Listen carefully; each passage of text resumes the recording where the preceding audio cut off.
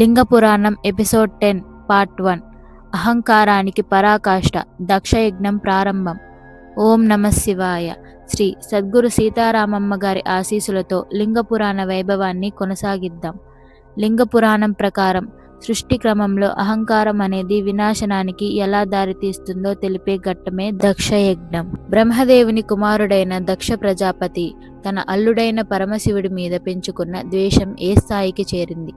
కైలాసంలో ప్రశాంతంగా ఉన్న సతీదేవి జీవితంలో ఈ యజ్ఞం ఎలాంటి అలజడి సృష్టించిందో ఈరోజు స్పష్టంగా తెలుసుకుందాం. దక్షుడు ఒకానొక సమయంలో కనకల అనే ప్రదేశంలో ఒక మహాయజ్ఞాన్ని ప్రారంభించాడు. ఈ యజ్ఞానికి ఇంద్రాది దేవతలను, సప్తఋషులను, సమస్త లోకపాలకులను ఆహ్వానించాడు. కానీ సాక్షాత్తు యజ్ఞ ఫలాన్ని ఇచ్చే ఆ పరమశివుడిని మాత్రం కావాలనే విస్మరించాడు. శివుడు లేని యజ్ఞం సంపూర్ణం కాదని తెలిసినా తన అధికారం మరియు గర్వంతో శివుడిని అవమానించడమే లక్ష్యంగా యజ్ఞాన్ని కొనసాగించాడు. ఆకాశ మార్గంలో వెళుతున్న దేవతలను చూసి సతీదేవి విషయం తెలుసుకుంది. తన తండ్రి చేస్తున్న యజ్ఞాన్ని చూడాలని, ఆ వేడుకలో పాల్గొనాలనే ఆకాంక్ష ఆమెలో కలిగింది. అయితే శివుడు ఆమెను వారించాడు. సతీ, ఆహ్వానం లేని చోటికి, ముఖ్యంగా మనల్ని ద్వేషించే వారి దగ్గరకు వెళ్ళడం ఆత్మగౌరవానికి మంచిది కాదు అని హితవు పలికాడు. కానీ కన్నతండ్రి మీద ఉన్న ప్రేమతో, ఆయనను మార్చవచ్చనే నమ్మకంతో సతీదేవి శివుడిని ఒప్పించి నందివాహనంపై బయలుదేరింది.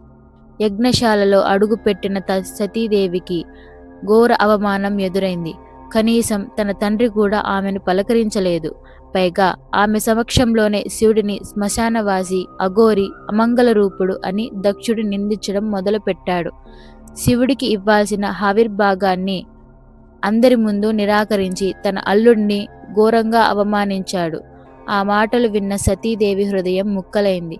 తన ప్రాణనాథుడిని, ఆ జగద్గురువును తన తండ్రే అవమానిస్తుంటే సతీదేవి సహించలేకపోయింది. ఆగ్రహంతో ఊగిపోయిన ఆమె తీసుకున్న ఆ భయంకరమైన నిర్ణయం ఏంటి? ఆ తర్వాత ఏం జరిగింది? వచ్చే ఎపిసోడ్లో భాగం 2లో తెలుసుకుందాం. ఈ వీడియో గనుక మీకు నచ్చినట్లయితే లైక్ చేయండి, షేర్ చేయండి.